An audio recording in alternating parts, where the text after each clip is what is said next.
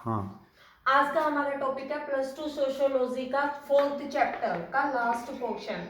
इसमें हम सबसे पहले डिस्कशन करेंगे कि उपनिवेशवाद के बाद भारतीय अर्थव्यवस्था किस प्रकार से बदली। आपको पता है भारत गुलाम बन गया था, ठीक है, और 1947 में भारत के आजाद होने के बाद हमारी अर्थव्यवस्था को पटरी में लाने में हमें काफी लंबा टाइम लगा। सबसे पहली बात, हमारे जो हथकरघा उद्योग थे वो बिल्कुल फिनिश हो चुके थे। मतलब जो दरी, खेस और ये कपड़े से बनने वाले कपड़े हाथ से बनाए जाते थे जो बिल्कुल खत्म हो चुके थे। ठीक है, मतलब उपनिवेशवाद का सबसे बड़ा फर्क क्या पड़ा कि हथकरघा उद्योग बिल्कुल खत्म हो चुके थे। ठीक है, भारत किसकी कच्चे माल की मंडी था, सिर्फ एक। विदेशों के लिए क्या था, कच्चे माल की मंडी। अंग्रेज यहाँ से कच्चा माल ले जाते थे और तैयार माल को यहाँ पर आकर महंगे दामों में बेचते थे। ये सस्ते दामों पे जाता था। भारतीय किसान और जो भी हमारे कारीगर थे वो सिर्फ एक मजदूर वर्ग बनकर रह गए थे। नए समुदाय उभरना, नए समुदाय उभरना में मैं आपको पहले भी बता चुकी हूँ कि एक तो बिरला समुदाय, ठीक है, दूसरा आपका है तमिलनाडु के नाट्य टेटार। इन्होंने क्या किया था कि ये पैसा लोगों को अपने पैसे को उधार देने लगे, जिससे ब्याज पे पैसा आता। और उधार भी किसे देते, अपने रिश्तेदारों को। और जो कमजोर व्यक्ति होता अपने रिश्तेदारों में, उसको ऊंचा उठाने के लिए उसको भी इस चीज में आगे लगाया जाता कि भी तुम भी यही काम करो ताकि तुम्हें भी ये दिक्कत ना आए। ये क्या करते थे कि विश्वास किस पे करते थे, अपने रिलेटिव्स पे, अपने जान पहचान वालों से। मतलब जो राजघराने थे जिसमें नाट्य टटार हो गए, बिरला समुदाय जो व्यापारिक समुदाय था, इसने बड़े बड़े उद्योग स्थापित किए। ठीक है, और इसके अलावा ये बड़ा समुदाय बनकर उभरा। ठीक है, उसके बाद नेक्स्ट आपका पन्नयीकरण। एक टर्म है आपकी पन्नयीकरण। पन्नयीकरण होता क्या है, देखो, अपने बुजुर्गों ने कभी यूं नहीं सुना होगा कि पानी बिकेगा। ठीक है, आज के जमाने में पानी बिकता है बोतलों में भर के। ठीक है, एक तो बोतलों में पानी बिकता है, दूसरा आप लोगों को पता है कि पहले मैरिज ब्यूरो, अब मैरिज ब्यूरो खुल गए हैं। मतलब वो रिश्ते तय करते हैं कि भाई हाँ वो लड़का लड़की को मिलाते हैं, तब रिश्ता तय होता है। पहले के जमाने में एक इंसान जाके रिश्ता कराता था। तो पन्नयीकरण, इसको पन्नयीकरण और वस्तुकरण का नाम दिया गया। एक लस्सी, लस्सी कभी भी नहीं बिकती थी। मीन्स वह प्रक्रिया जिसके द्वारा कोई भी चीज जो बाजार में बिकने लायक ना हो और अचानक से बाजार में बिकने लगे, उसको पन्नयीकरण या वस्तुकरण का नाम दिया जाता है। इस पन्नयीकरण का, वस्तुकरण का फायदा उठा के गरीब व्यक्ति आज अपने मानव अंगों को बेचने लगा है। किसके लिए, अपने खाने पीने के बंदोबस्त के लिए। मतलब मानव अंगों का भी व्यापारीकरण शुरू हो गया है कहीं ना कहीं। ठीक है, उसके बाद नेक्स्ट टॉपिक है हमारा प्रतिष्ठा का प्रतीक। किसने बताया था इसके बारे में, मैक्स वेबर ने। प्रतिष्ठा का प्रतीक। ठीक है, पड़ोसी ने अच्छे मॉडल की गाड़ी ले ली तो हम भी सोचते हैं कि क्यों ना हम लोन लेके उसी मॉडल की गाड़ी ले लें। ठीक है, ये ज्यादातर पाया जाता है मध्यम वर्गीय लोगों में। मध्यम वर्गीय लोगों में मीन्स क्या करते हैं हम, हमारी सोसाइटी क्या सोचती है कि भी उनके पास इतनी अच्छी गाड़ी है, क्यों ना हम भी इसी मॉडल की गाड़ी लें। ये सेल फोन है उसके पास, क्यों ना हम भी इस सेल फोन को ले।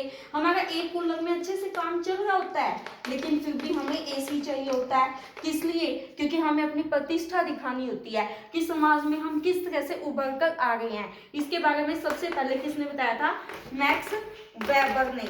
ठीक है, मीन्स मैक्स वेबर ने बताया था कि उपभोक्ता अपनी सामाजिक, आर्थिक और सांस्कृतिक प्रतिष्ठा को दिखाने के लिए अधिक मात्रा में पैसों का खर्च करता है, उसको प्रतिष्ठा का प्रतीक माना जाता है।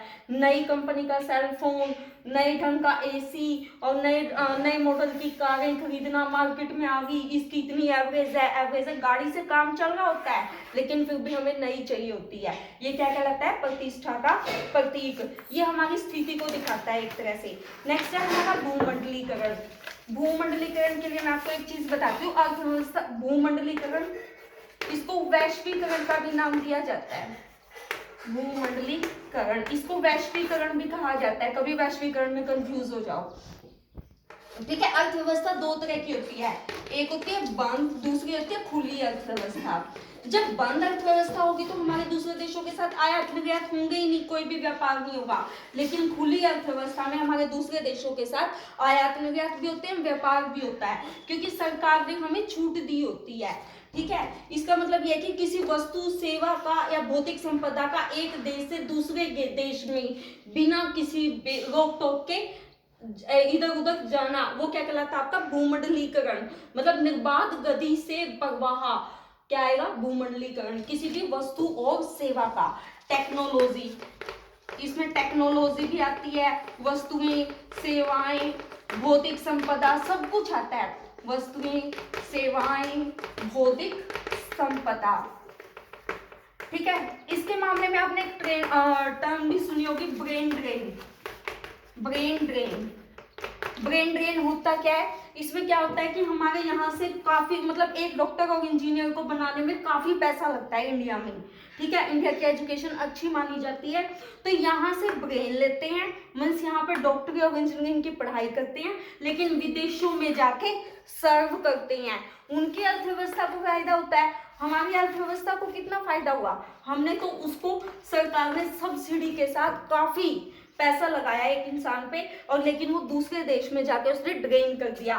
ये ब्रेन ड्रेन, ये भूमंडलीकरण का ही नतीजा होती है, ठीक है। इसके 3 तरह के होते हैं, व्यापारिक अवरोधों को कम करना, एक तो ये व्यापारिक अवरोधों को कम कर देती है, मतलब व्यापार बेरोक टोक होने लगता है, और दूसरी चीज है आपकी पूंजी का स्वतंत्र रूप से इधर उधर जाना, और श्रम, पूंजी, श्रम, और एक हो गया आपका व्यापार अवरोधों का कम होना, ठीक है। उसके बाद लास्ट क्वेश्चन है हमारा, उदारीकरण किसे कहते हैं। उदारीकरण क्या होता है कि भूमंडलीकरण का एक रूप है, लेकिन उससे छोटी अवधारणा है। हमारी सरकार क्या करती है कि छूट दे देती है, आयात निर्यात से जितने भी प्रतिबंध होते हैं उतने वो हटा देती है। अब सस्ते दामों में चीज पहुंचेगी तो वो ज्यादा बिकेगी, ठीक है।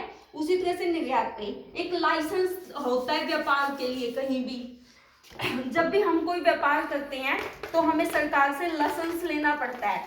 अब सरकार लाइसेंस के नियमों में छूट दे देती है। उदारीकरण उदार होकर कार्य करती है ताकि व्यापार का निर्बाध गति से एक देश से दूसरे देश में प्रवाह हो सके, ठीक।